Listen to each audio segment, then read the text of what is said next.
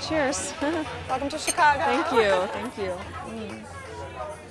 Oh, I love it when it's just extra icy cold and extra effervescent. Yes. Is this your go-to? Yeah, you know, I like to drink tequila too. I like a lot of different kinds of drinks, but champagne is the one I drink when I'm about to go on stage because I've tried other kinds of booze and nothing gives you that like lift and that joyful. It's a happy buzz. It's really a special feeling. It's like I used to experiment with like, oh, I should just have like a little vodka because it's probably better for the stomach and the corsets, but it's really gives you a different feeling, like a joyful feeling on stage. I agree. I was wondering what your pre-show ritual was. Yeah. Champagne is one of them. Champagne is part of it. Like, do you stretch? Like, I know that sounds like a dumb question, but like, can you take me through like the day of one of your shows? Or The show usually starts like at 8 or 8:30, depending on the venue.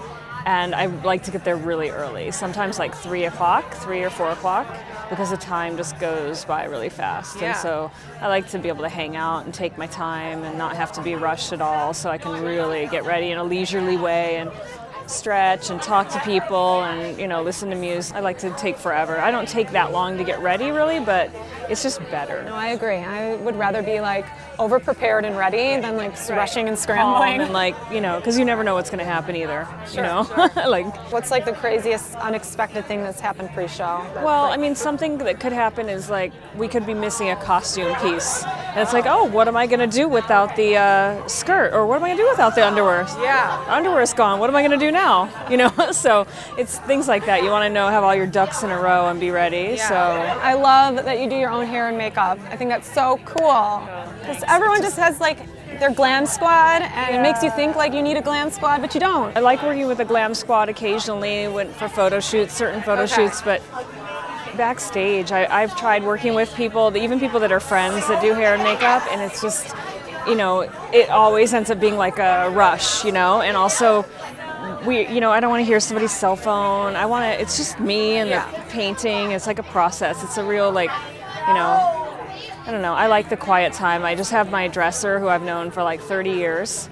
We've known each other forever since we were teenagers. Like when you have too many other people in the mix, or you know, when you have a hair and makeup person, it's like they get really into what they're doing and they forget that there's all these other things that have to happen. And I've before been like, hurry, you gotta finish this hair, I gotta go on stage. And it's like, I don't want to feel it like that. Sure. I'd rather I'd rather blame myself if I'm running late, not someone else. Did you ever, in the beginning, think that your life would be this big? No, never. I was just, you know, working in a strip club, and I was already dressing like a pinup, and I was doing striptease in a strip club and being pinup style and taking photos, and I was doing it for fun. You know, I was like, you know, 19 years old and having a good time, and just felt like I was documenting the height of my beauty, because I was so, you know, it's really funny when you're young, you don't really realize like how much further you have to go and how you can evolve in your sensuality and sexuality and your wit and wisdom, and how all that comes into play with what makes you sexy, you know. It's so, you don't know when you're 20, you're just like, oh, my butt looks good, that means I'm the sexiest girl in the world. Yeah, it doesn't, it's nobody gonna go cares. downhill from here. Yeah, and it doesn't, especially if you take care of yourself. It's like, take care of yourself. I got some good advice once from someone that was like, just don't ever let it go. Like, don't stop exercising, don't stop eating well, don't stop using sunscreen. Just be consistent. You can have fun, but just be consistent in what you do. Was there any tiny part of you that like had those dreams? I just wanted to be like my idols, and I just wanted to do something cool that nobody else was doing. I wanted to be different. I wanted to be glamorous, because I grew up like very plain Jane, blonde from a farming town in Michigan with like sisters that were prettier than me and more outgoing than me, and I just wanted to have like power, and I think like glamour did that for me, and like the art of creation and morphing myself into what I always wanted to be gave me confidence that I didn't have before. And I didn't really think, oh, I'm going to be famous one day. Like, I never said that. I was just wanted to be my best at what I was doing in the moment, and I thought, you know, doing something cool that nobody's doing, and that's. Did you feel like you fit in high school? I had one really good friend, and we were kind of like, we both worked in the same store, and we both like dressed in vintage, and we weren't like hugely popular, but we were just kind of like, we kept to ourselves, but people thought we were cool, but we weren't, I wasn't very social in high school. Okay. I had my boyfriend that went to another school, and she had her boyfriend who was like 24 or something. She was 16, but we were kind of like just me and her and our lives, working retail, and our boyfriends. Are you guys still friends? Yeah, a lot of long-term friends. You said something about when you exit a relationship, you should leave with dignity. Yeah. Can you tell us how to do that? Yeah. I've had a lot of big breakups, like big, crazy ones, I feel like, because I've had a lot of long-term relationships, so it's really hard. The longer you're in it, the harder it is, right? My tips, one is no calls, no texting, zero contact for like 30 days. Like Everyone just taking none. notes?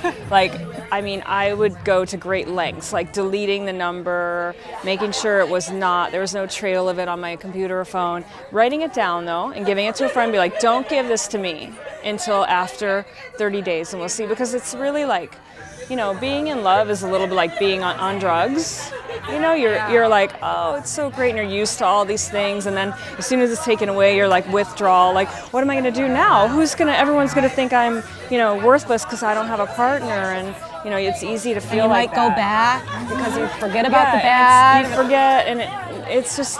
I think that when you let some of the like withdrawal symptoms go away and you let some of that fall away, you can make smart decisions about whether you should be with that person or not. But you have to like let time pass before you can make those decisions, because it's like, it's really intense, those feelings. And there's a great book that I learned that from, that I really liked, and it's called A Breakup Because It's Broken, and it's really funny.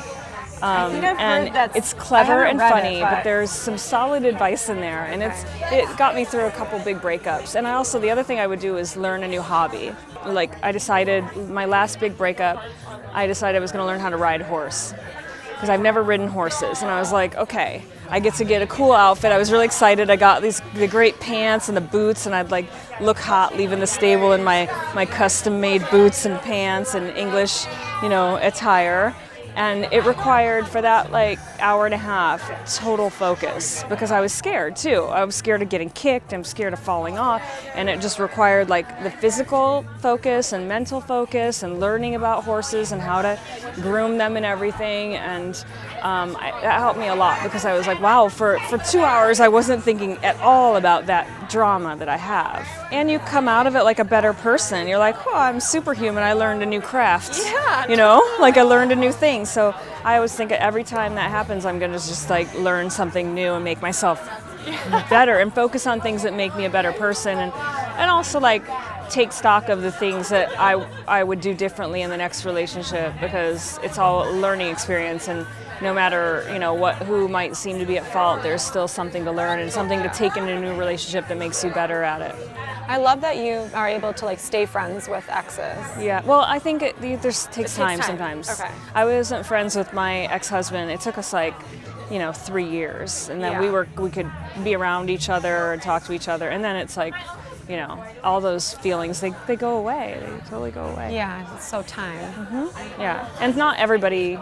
I don't want to be friends with all of my exes. I'm only friends with my exes that I feel like are people that I would want to hang around regardless. Like the people that I think are clever, or talented, or funny. Like people that they have attributes. Because the ones that I just liked having sex with, why do I want to? There's a few that were just like pretty boys that like were great, for what their purpose, but like I don't have any reason to hang out with them. Yeah. You're right. Yeah. There's got to be a good reason to keep them around. How many times have you been in love, would you say? Well, it's hard to say, right? Because I've definitely felt like I was in love, but it was just infatuation. Like I feel like after you step out of it, or actually when I'm in it, I feel like I can recognize like infatuation phase, Yeah. you know, which I love. And it's like, it's again that drugs feeling where you're just like, oh, I'm in love. You're not in love, you're infatuated. What's like the best fun or memorable, nice moment that you had over a drink? The first thing that came to mind was I was having a drink with my friend Christian Louboutin, who does the shoes, right? Yeah. And this was like an amazing moment. I'll never forget it. I was like, you know, and I always have a great time having a drink with him, yes. But so we're talking, we're in New York, and suddenly like I like spot across the room like Lauren Bacall, and I'm like, oh, when she was still alive, obviously. Yeah. And I was really like deer in headlights, and he's like, what's wrong? He goes, oh, you just saw Lauren Bacall. He's like, listen, she's gonna come over here. Do not talk to her. She does not like young women. She's very old Hollywood like that. Just don't talk to her, right? And I was like, okay. So of course, she comes over and she puts her hands down on the table. Oh, but while she's on her way over, Karl Lagerfeld is crossing her, and he clips her shoulder, doesn't see who she is or doesn't realize it, clips her shoulder, and she flicks her hair and is like, excuse you, and you know, this. And she puts her hands down on the table and looks me dead in the eye like this. She goes, pardon me for interrupting your cocktail hour, or something like that. And then looks over to Christian and starts talking to him, and I was just like, yes. You know, but she just like, you know, first looked at me like, sorry for interrupting. Oh my God. It was amazing. I'll never forget that. Because that's like, for me, one of my idols, like the last threads of classic 1940s Hollywood. That was her, you know, and it was astonishing. Well, I wish I had something more like so-and-so gave me this great advice, but it's just like, that was a moment. Your friends are amazing. You have a very like chic group of people that you hang out with. How did you become friends with Christian? I was performing in London at the Natural History Museum, of all places, for like this big jewelry company, and he was there. And he wanted to meet me, and I was like, yeah. And so I met him, and he designed a shoe after me after that. And then we met in Paris. After that, we had kind of a blind date set up.